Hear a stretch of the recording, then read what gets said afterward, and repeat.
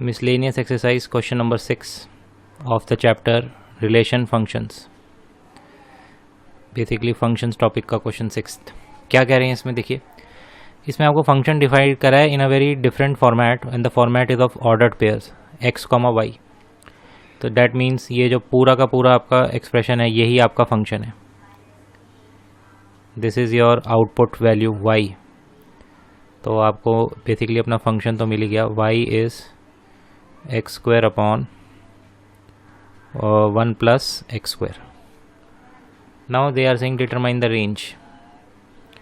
Question में पढ़िए आपको क्या फाइंड करना है. Determine the range of the function of f. Range निकालने के लिए पहले तो आपको थोड़ी बहुत डोमेन की भी सेंस होनी चाहिए. यहाँ इन्होंने डोमेन लिख दिया. वैसे domain is all real numbers because yes it is basically function जो है वो आपका सारी वैल्यूज़ ऑफ x एक्सेप्ट करेगा इन डोमेन. डिनोमिनेटर कभी ज़ीरो तो होगा नहीं.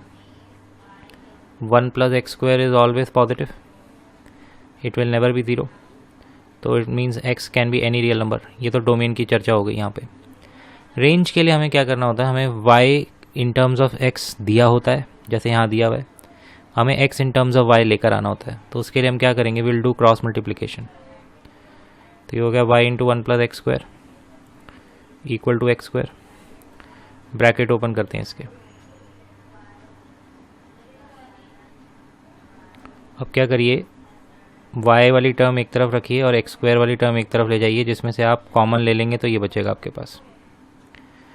तो now you have x square equal to y upon 1 minus y. Once you ready out this expression, जैसे ये तैयार हो जाए ध्यान से नोटिस करिए LHS क्या है. LHS is always positive. So RHS has to be always positive. तो वहाँ से हम y की वैल्यू को स्टडी कर लेंगे. जो वैल्यूज ऑफ y इस एक्सप्रेशन के लिए डिफाइंड होंगी, जो इस एक्सप्रेशन को डिफाइन करेंगी वही ओरिजिनल वाले का रेंज होंगी. आई होप ये बेसिक सेंस सबको पता है कि अगर आप y को आउटपुट बोल रहे हैं तो वही आउटपुट अब आपका इस एक्सप्रेशन में एज इनपुट काम कर रहा है. यहाँ पे y डलेगा तो वो बैलेंस आउट होगा with x square. So whatever values of y are going to define this expression y upon 1 minus y, वही आपके रेंज की वैल्यूज़ हो जाएंगी. तो what I am going to do is, मैं इस एक्सप्रेशन को स्टडी करता हूँ under the condition that it is always positive. वो मुझे सारा कुछ दिखाना पड़ेगा. तो मैं यहाँ पे मेंशन करूँगा since x square is always positive it implies y over 1 minus y is always positive. y over 1 minus y कहाँ पॉजिटिव है ऑन द नंबर लाइन और कहाँ नेगेटिव है उसके लिए एक नंबर लाइन बनानी पड़ेगी. तो let's draw a number line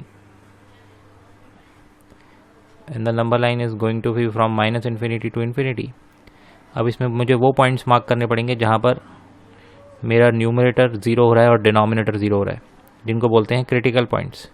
तो one of the critical point is zero because वो न्यूमरेटर को ज़ीरो बना रहा है और ये वाला पार्ट ज़ीरो कहाँ हो रहा है, ये वाला पार्ट 1 पे ज़ीरो हो रहा है. So when you do this, उसके बाद आपको वैल्यू टेस्टिंग करनी है. If you take anything higher than 1 से बड़ा कोई नंबर लीजिए और उसको यहाँ पुट करिए न्यूमरेटर में और डिनोमिनेटर में और देखिए क्या आता है आंसर. तो 1 से बड़ी कोई भी वैल्यू अगर आप इसमें पुट करते हैं, एक second, what will you get. Suppose आपने 2 लिया तो ऊपर आया 2, नीचे आया 1 माइनस 2. तो ये तो हो गया 2 upon minus 1 which is negative. इसका मतलब for any number which is more than 1 the ratio of y upon 1 minus y will be negative. ये y अपॉन 1 माइनस वाई की ही तो वैल्यू है ना. 1 से बड़े नंबर के लिए ये रेशियो हमेशा नेगेटिव होगी. तो I will put a minus sign here. And if I take anything between 0 to 1, तो 0 to 1 में सपोज मैंने हाफ लिया और हाफ न्यूमरेटर में रखा और हाफ डिनोमिनेटर में रखा, तो मेरे पास आंसर आया half upon half that is 1. तो ये तो पॉजिटिव आ गया. तो मतलब इस पूरे इंटरवल में जितनी वैल्यूज होंगी सबके लिए y upon 1 minus y positive होगा. And if I take any value which is lesser than 0 तो उसके लिए नेगेटिव आएगा आंसर. सपोज आपने -1 ले लिया तो ऊपर बना -1, नीचे बना 1 minus -1 which is -1/2 which is negative. तो ये आपकी रेशियो नेगेटिव आ जाएगी. तो only in the middle interval it is positive. तो हमने जब नंबर लाइन बना ली तो उसके बाद हम इम्प्लाइज डालेंगे और बोलेंगे कि जो वैल्यूज़ ऑफ y हमें चाहिए वो कहाँ पे होनी चाहिए. वो होनी चाहिए 0 से शुरू और 1 पे एंड हो जानी चाहिए। 1 इंक्लूड नहीं कर सकते हम। 1 इसलिए इंक्लूड नहीं कर सकते क्योंकि डिनोमिनेटर ज़ीरो हो जाएगा, नॉट ज़ीरो हो जाएगा, और ओवरऑल आपका जो रेशियो है वो नॉट डिफाइंड हो जाएगी। 1 can't be a part of the denominator, ठीक है ना।